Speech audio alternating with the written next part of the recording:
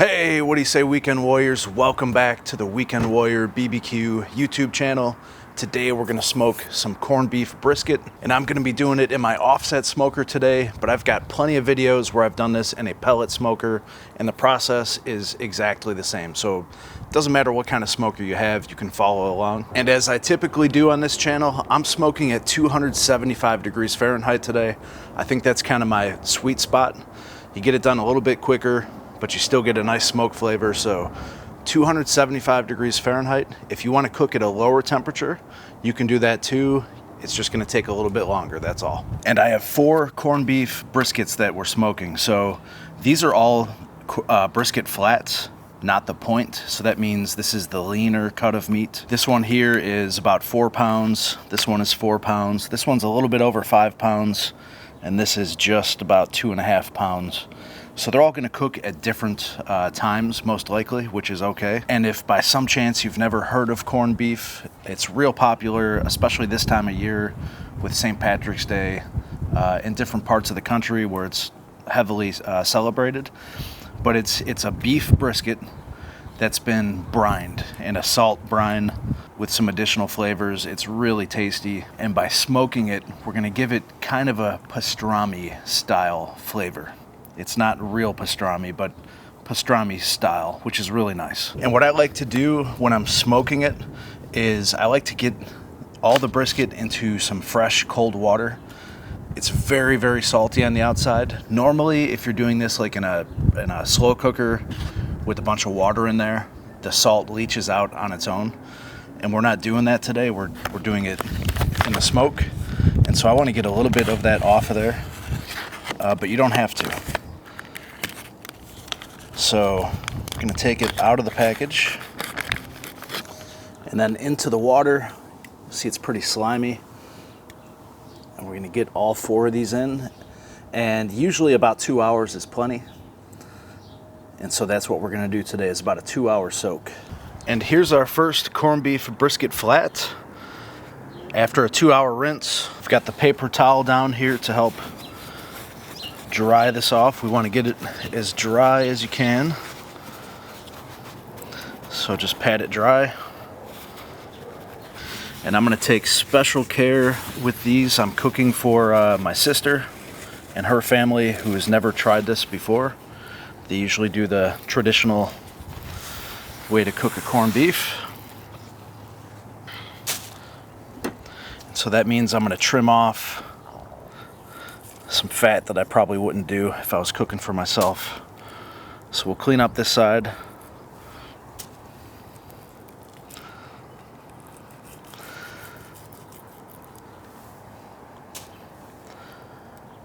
want to get as much of this off on the bottom as I can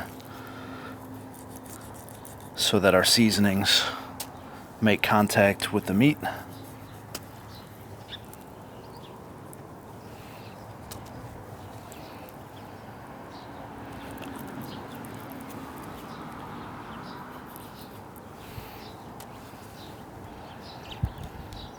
Try to get some of the silver skin.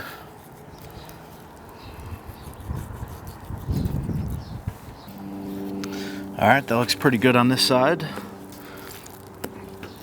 gonna flip it over.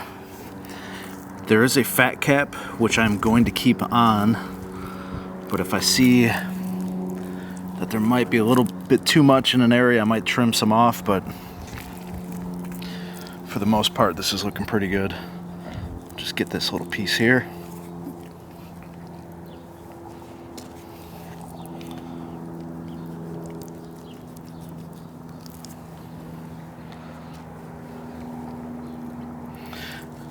This fat is going to help moisturize this brisket while it's in the smoker. So this being the flat or the lean piece, it doesn't have all that intramuscular fat like the point.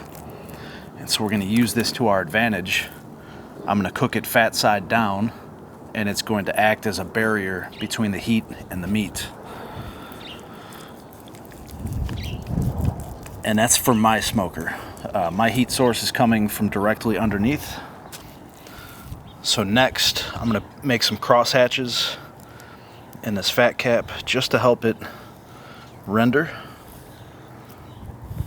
This will also help us get some seasonings down in there.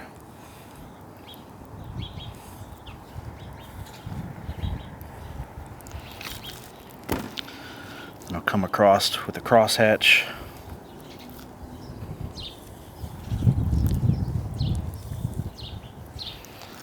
All right. And now what we're gonna do is build up some layers of flavor. So this is a sweet and spicy Dijon mustard. Not only is it going to add flavor, but it's going to act as a binder to help our barbecue rub stick to the meat. So we're going to rub this in. And because my fat side is going to go down, I'm going to put the seasonings on this side first. And I'm going to use Meat Church's The Gospel. This is the all-purpose rub that he makes.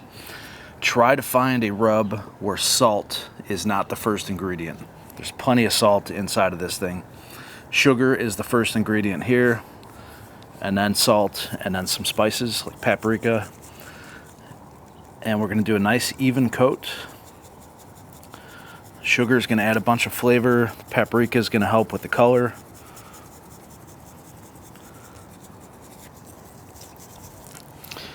And then we'll flip it over and get this side. This will kind of be our presentation side. Of course, I picked the windiest day of the week. All right, so I'm gonna do this to all 4 of these, the exact same process. And here's the 4 briskets, trimmed. You'll see some bigger chunks right here that came off of this piece. They were hanging off the side, and it would just cook uneven. These pieces would have burned before this got done. So I'll just cook those separate. Nothing goes to waste. And now let's go and take a look at the next steps here as far as getting the smoker fired up. And take a look at the wood pile. I'm almost out. Almost made it through the winter. This is all I got left, guys. So the good news is my firewood guy, Joe, from Ohio Wood Burner, he'll be here in the next week or so. We're going to do another video as he delivers some firewood. We'll answer some of your questions. So if there's anything you want to know about firewood, leave a question in the comments below and we'll try to get them answered. And for me, what I like to do, I have a charcoal basket here that the wood also sits in. I'll get a little base of charcoal lit and then I'll put the wood on top. So right now I've got some tumbleweed fire starters. It's basically wax. And this is gonna light the charcoal. Once it's going, I'll put the wood in. And it's pretty windy today. The wind is blowing right into this firebox. So I'm gonna close the door, shield it from the wind a little bit. And then I'm gonna open up both of the stacks. A lot of people ask, where did I get this smoker? There's everything you need to know. I'm not affiliated with them at all. I bought the smoker because I like it. And for today's cook, I am gonna use a water pan. The back left corner of this smoker gets pretty hot. So the water is gonna do a couple things. One, it's gonna act as a diffuser. And 2, it's gonna add some moisture during the beginning of the cook when the temperatures are all over the place. It should help stabilize that a little bit. So water pan in the back left corner. And I've got my corned beef in just above the center rack. Each one has a meter wireless meat probe. Normally I wouldn't use these, but because they're all different sizes, it's just gonna make life easier for me, so I can see what each temperature is at. Got the real thick one in the back left corner where it's hotter. The thinner one's up towards the front. And then down here, those are those 3 little chunks that I cut off to make it more aerodynamic. All right, I'm gonna close this. I can hear that charcoal popping, so it's time to get some wood in.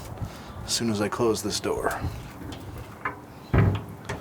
And what I'm gonna do is take 2 pieces of oak to start that are of similar size. I want these to burn at relatively the same time, just so my coal bed starts to build up nice and even. We'll put the second one in. I'm gonna leave about a 1 to 2 inch gap in the center. It's gonna create kind of a wall. The flames are gonna come up in the center of the firebox. That flame will start to bounce off of the inside of these pieces of wood. Keep that flame nice and centered instead of spread out. And that's gonna help create some nice even heat.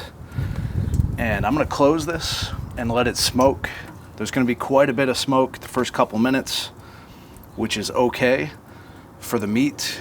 You certainly wouldn't wanna do that for the entire cook, but I want some good heavy smoke the first couple minutes, and then it'll turn nice and clean. So we'll get this closed. I'm gonna show you a couple things along the way. We'll see how it looks in a couple hours, kind of check for the color, see how that fat's rendering. But it's pretty simple from here, especially if you're using a pellet smoker. For me, I'm gonna have to keep putting wood in, which I'll show you that a couple times, but man, this is gonna be awesome. Beautiful weather. This is early March. So here in Cleveland, we call this Fool's Spring. We're gonna have warm weather for a day or two, and then it's gonna be back down into the single digits probably, and more snow. But we'll take it while we can get it.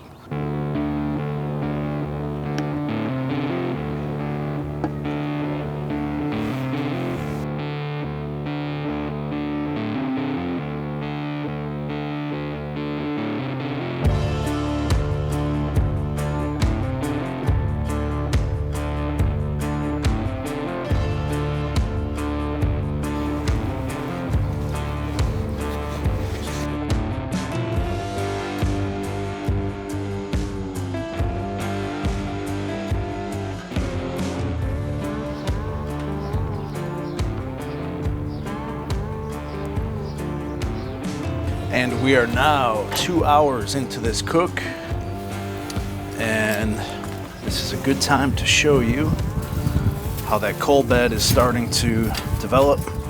Got some nice coals. Those splits have broken down for the most part. Just knock off a little ash. We're going with another piece of hickory. I'm gonna take the tall side and put it in the center of the fire basket. That'll keep those flames centered. Just like that. Then I'm gonna take a little piece of oak, just set that right there.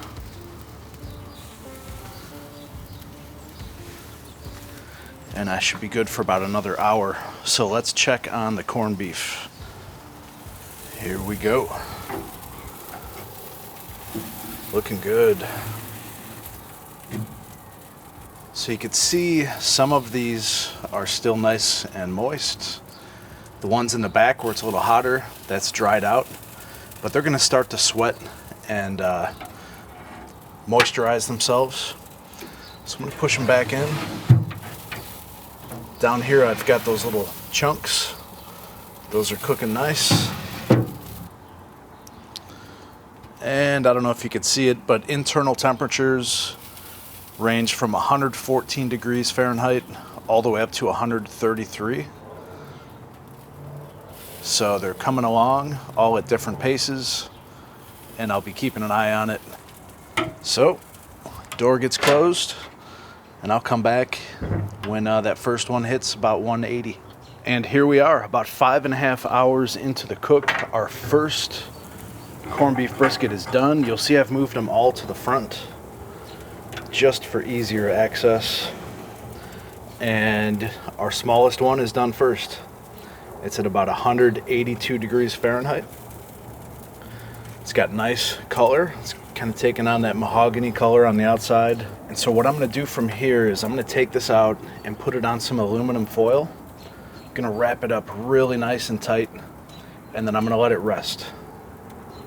And I'm gonna let it come down to about 170 degrees Fahrenheit. And then I'm gonna hold it at 170 in my oven until the rest of these are done.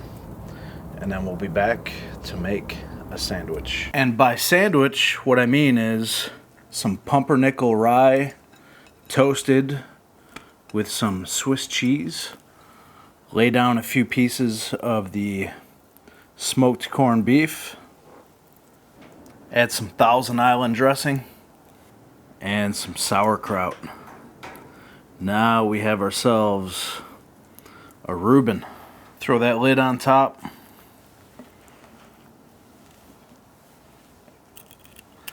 Cut it in half.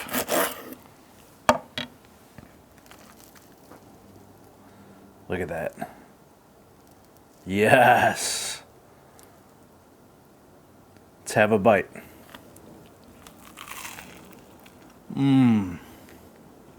This is my favorite way to do it for sandwiches. It still has a little bit of a bite, a little tug to it, but very tender.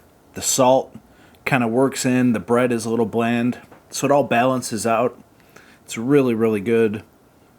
There is your smoked corned beef on a Reuben sandwich.